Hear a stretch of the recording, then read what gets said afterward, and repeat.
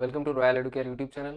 আজকে আমি ক্লাস 7-এর রায় ও মার্টিনের ইংলিশের একটি কোশ্চেন সেট আমি আলোচনা করব, যেটা কিনা পেজ নাম্বার 56-এ আছে। আর এটা তোমাদের ফার্স্ট সামেটিভ এভালুয়েশনের জন্য। ঠিক আছে, তাহলে শুরু করা যায়। দেখো, তোমরা জানো প্রথমে সিনটা থাকে। এখানে দেখো সিনটা দিয়েছে পোয়েমটা, উই আর 7 থেকে দিয়েছে দেখো পোয়েমটা। তো তোমরা এটা সবাই পড়েছো।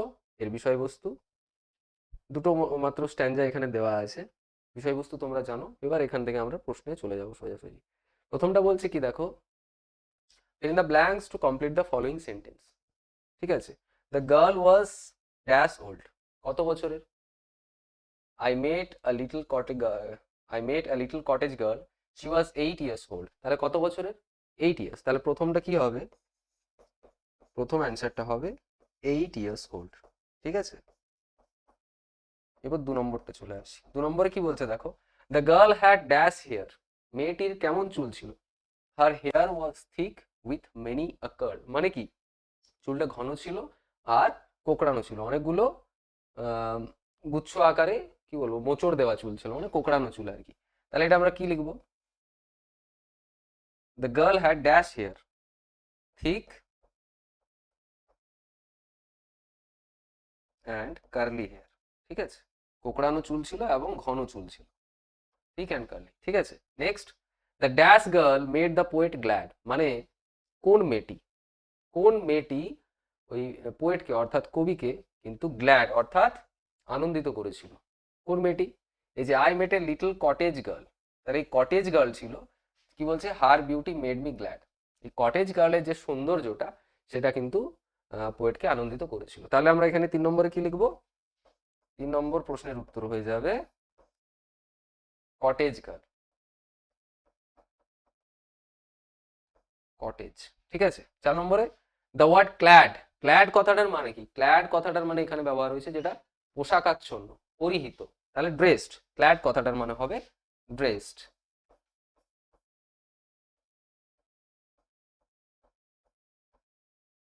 হয়ে গেল। পরে বিয়ের দাগে কি বলছে, write T for true and F for false, মানে ট্রু ফলস করতে হবে। তাহলে প্রথমটা বলছে the girl's hair clustered round her shoulder. মানে কি, মেয়েটার যে চুলগুলো সেটা কিনা গুচ্ছ আকারে ছিল তার শোল্ডার, কাঁধের চারিপাশে। তাই কি ছিল? তার মাথার চারিপাশে। দেখো পোয়েমে এখানে কি দেওয়া আছে, her hair was thick with many a curl that clustered round her head. মানে তার মাথার চারিপাশে গুচ্ছ আকারে ছিল। তাহলে প্রথমটা হয়ে যাবে কি, ফলস। বিয়ের দাগের প্রথমটা হয়ে যাবে ফলস। এবার 2 নম্বরটা কি বলছে দেখি একটু, the girl's eyes were beautiful. মেয়েটির চোখগুলো ছিল অত্যন্ত সুন্দর। সুন্দর তো ছিল। এখানে দেখো পোয়েমের লাইনে কি বলছে, her eyes were fair and very fair. এখানে ফেয়ার কথাটার মানে কিন্তু সুন্দর বোঝাচ্ছে। তাহলে দুয়েরটা হয়ে যাবে ট্রু। এবার 3-এরটা কি বলছে, the poet met a palace girl. Palace মানে প্রাসাদ।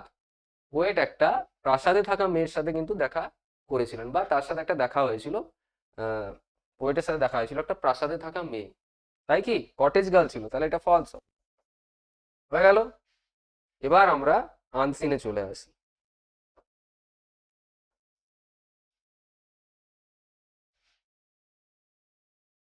দেখো আনসিনটা কি বলছে, the botanical garden was founded at Shibpur in 1786 on the bank of river Hooghly. এখানে বোটানিক্যাল গার্ডেন সম্পর্কে বলা হয়েছে। এটা কিনা প্রতিষ্ঠা করা হয়েছিল কোথায়? শিবপুরে 1786 সালে। আর যেটা কিনা হুগলি নদীর তীরে অবস্থিত। ব্যাঙ্ক মানে হচ্ছে তীর। ঠিক আছে, অন দি অপোজিট ব্যাঙ্ক, তার উল্টো দিকের তীরে কি আছে? দেয়ার লাইজ গার্ডেন রিচ, তার উল্টো দিকে আছে গার্ডেন রিচ। ঠিক আছে, many kinds of trees and plants grow here in an area covering 270 acres. কি বলছে, এখানে বিভিন্ন ধরনের গাছ আছে, যেখানে যেটা কিনা বলছে একটা এরিয়া কভার করছে, একটা জায়গা, বিস্তীর্ণ জায়গা। সেটা কত না, 270 একর জুড়ে।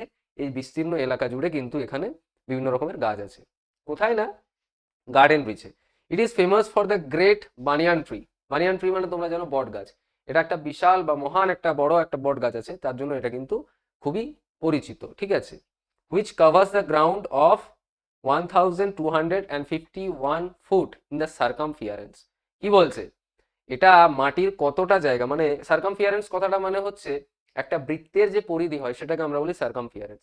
তো এই যে গ্রেট বানিয়ান ট্রি, বড় যে বিশাল যে বট গাছটা আছে, এটা মাটিটার কতটা পরিধি জুড়ে, কতটা পরিধি জুড়ে আছে সেটা বলছে 1251 ফুট। ঠিক আছে। The trees original 51 feet wide main trunk was damaged. এই গাছটির প্রকৃত যে একটা বিশাল যে ওর যে গুড়িটা আছে, ট্রাঙ্ক কথাটার মানে হচ্ছে গাছের ওই যে শক্ত কাণ্ডটা, এটা কতটা চওড়া? 51 feet, 51 ফুট চওড়া এই যে মোটা গুড়িটা, এটা কিন্তু ড্যামেজ অর্থাৎ ধ্বংস হয়ে গেছিল, মানে কি ক্ষতিগ্রস্ত হয়ে গেছিল কিসের দ্বারা? By fungus and cyclone. Fungus জানো, ফাঙ্গাস হচ্ছে রোগ জীবাণু, আর সাইক্লোন মানে হচ্ছে ঝড়। ইন দ্য ইয়ার 1919, মানে 1919 সালে ফাঙ্গাস এবং সাইক্লোনের দ্বারা কিন্তু এটা ক্ষতিগ্রস্ত হয়েছিল, and had to be destroyed completely in 1925। আর যেটা কিনা ধ্বংস হয়ে যেত সম্পূর্ণরূপে ধ্বংস হয়ে যেত 1925 সালে।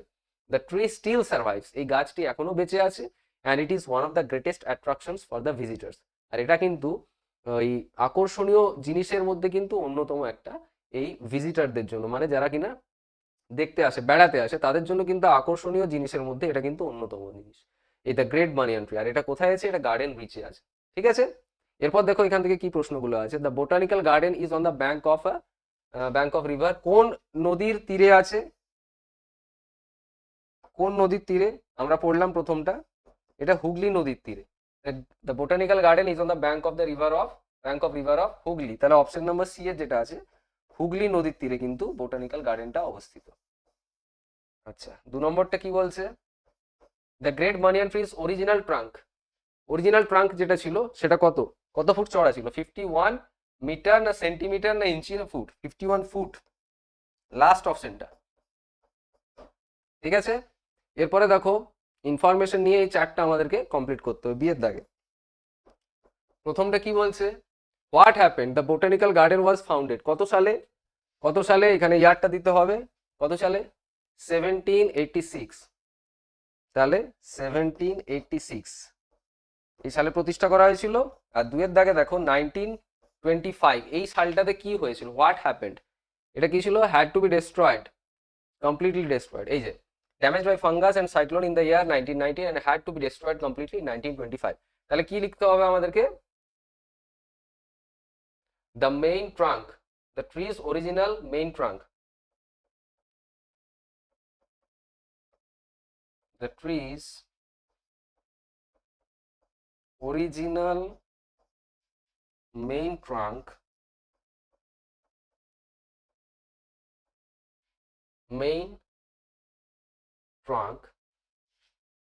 had to be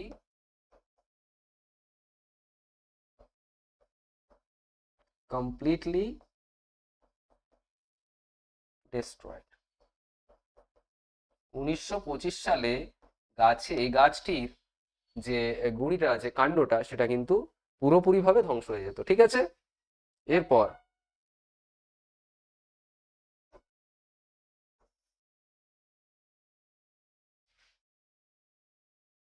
what caused damage to the great banyan tree. কোন জিনিসটা ক্ষতি করেছিল? আমরা পড়লাম ফাঙ্গাস আর সাইক্লোন, এটা কিন্তু ক্ষতিগ্রস্ত করেছিল দ্য গ্রেট বানিয়ান ট্রি। তাহলে হোয়াটের জায়গায় আমরা শুধু এটা দিয়ে দেবো, fungus and cyclone. Fungus and cyclone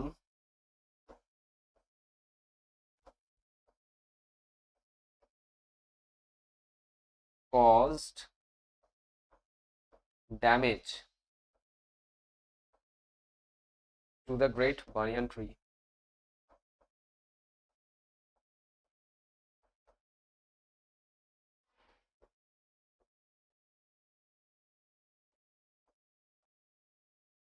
ঠিক আছে। পরেরটা 2 এর দাগে কি বলছে? Find out a word from the passage that means perimeter of a circle. আমি প্রথমে বললাম পেরিমিটার মানে কি? পরিসীমা, বৃত্তের পরিসীমা। মানে ওখানে কি ছিল? সার্কামফিয়ারেন্স,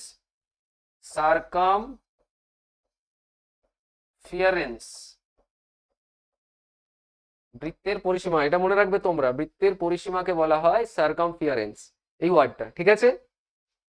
চলো এরপরে গ্রামারে চলে আসি।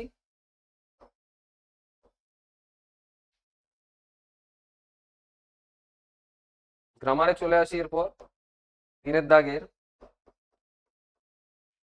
কারেক্ট অল্টারনেটিভ দিয়ে ফিল ইন করতে হবে। দ্য পুলিশ হ্যাজ হবে না হ্যাভ হবে? দ্য পুলিশ এখানে হ্যাজ হয়, আমরা সাবজেক্ট ভার্ব অ্যাগ্রিমেন্ট আমরা পড়েছিলাম ক্লাস 6-এ, এটা 7-এ দেওয়া আছে, 8-এও তুমি পাবে, ক্লাস 6, 7, 8 এগুলো তোমরা পাবে। তাহলে এখানে দ্য পুলিশ হ্যাজ হবে, প্রথমটা হয়ে যাবে হ্যাজ। ঠিক আছে, 2 number, this is dash pencil and that is dash.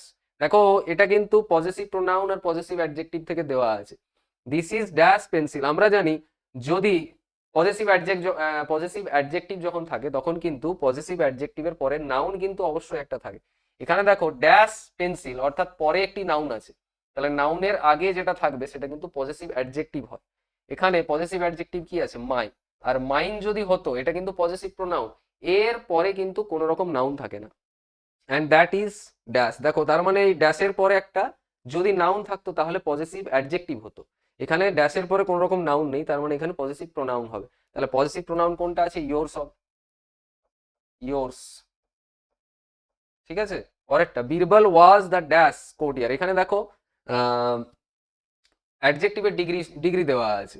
Birbal was the wiser না ওয়াইজেস্ট কোর্টিয়ার, ওয়াইজার যখন থাকবে তখন মানে কম্পারেটিভ হতো, আর ওয়াইজেস্ট আছে সুপারলেটিভ। আমরা জানি সুপারলেটিভ যখনই অ্যাডজেক্ট থাকবে, অ্যাডজেক্টিভের যখন সুপারলেটিভ ডিগ্রি হয় তার আগে কিন্তু অলওয়েজ একটা দা থাকে, তাহলে এখানে দা দেওয়া আছে, দা দেওয়া আছে মানে এর পরে যে ডিগ্রিটা থাকবে সেটা কিন্তু সুপারলেটিভ হবে। তাহলে 3 নম্বরেরটা কি হবে, সুপারলেটিভ কোনটা আছে, ওয়াইজেস্ট, এটা হবে, তাহলে এটা হয়ে যাবে ওয়াইজেস্ট। ঠিক আছে, one fine morning Akbar was walking in the vast garden, একদিন সকালবেলা, তার মানে এখানে ইজ কখনোই হবে না, একদিন সকালবেলা কথা বলা হচ্ছে, তাহলে এটা হয়ে যাবে ওয়াজ। ঠিক আছে, এরপর ডু অ্যাজ ডাইরেক্টেড, 4-এর দাগের কি বলছে দেখো, the beast said to Belle you are the mistress of the castle turn into indirect speech, এখানে ইনডাইরেক্ট স্পিচে করতে হবে, তাহলে আমরা কি লিখবো, দ্য বিস্ট সেইড টু বলা আছে, সেইড টু থাকলে কি হবে, টোল্ড হবে, টোল্ড বেলি, এখানে ইউ বলতে কাকে, বেলিকে বোঝাচ্ছে, তাহলে শি হবে, শি। আর এখানে যেহেতু রিপোর্টিং ভার্বটা দেওয়া আছে সেইড, তার মানে আরটা হয়ে যাবে এখানে পাস্টে, তাহলে ওয়াজ হয়ে যাবে, she was the mistress of the castle.